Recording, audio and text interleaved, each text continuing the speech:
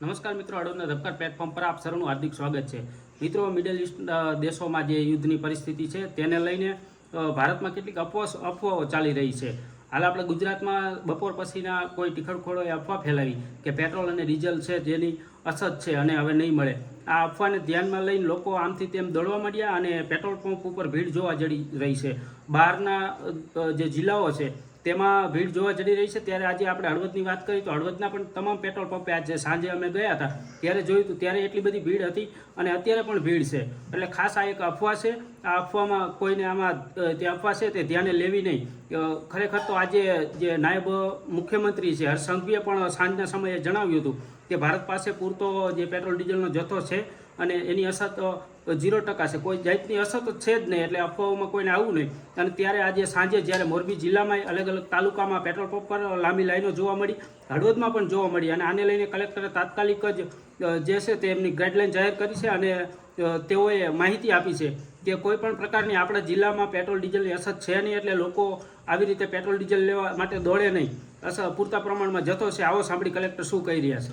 હું મોરબી શહેર અને મોરબી જિલ્લાના લોકોને એક વિનંતી કરી રહ્યો છું કે આપણા જિલ્લામાં, સમગ્ર રાજ્યમાં કે સમગ્ર દેશમાં, હાલ મારી જવાબદારી જિલ્લા પૂરતી છે તો હું મોરબી જિલ્લાની વાત કરું તો પેટ્રોલની ક્યાંય અછત નથી.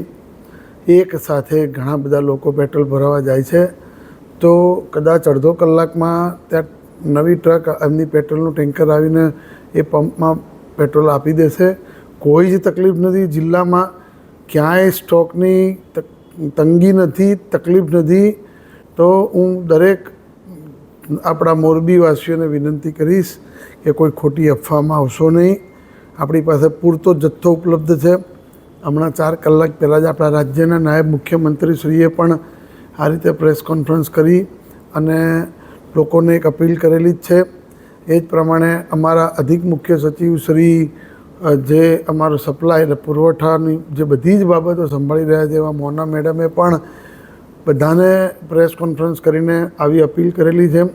આપના માધ્યમથી હું મોરબીના લોકોને વિનંતી કરું છું કે પેટ્રોલ ડીઝલની કોઈ અછત નથી. કોઈ અફવાઓમાં આવશો નહીં અને કોઈ ખોટી દોડધામ કરશો નહીં. આપણી પાસે પૂરતો જથ્થો ઉપલબ્ધ છે. અત્યારે કદાચ આજે જો લાઈન લાગી હોય ને કોઈકનો જથ્થો ખલાસ થઈ ગયો હોય તો મારે દરેક કંપનીના જિલ્લાના વડા સાથે વાત થયેલી છે.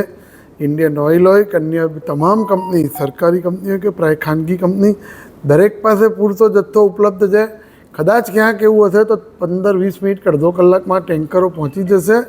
ક્યાંય કોઈ તકલીફ નથી.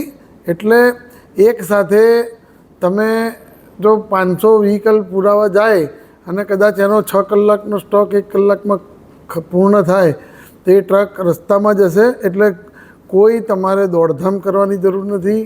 ક્યાંય તમારે લાઈનો લગાડવાની જરૂર નથી. પૂરતો જથ્થો ઉપલબ્ધ છે.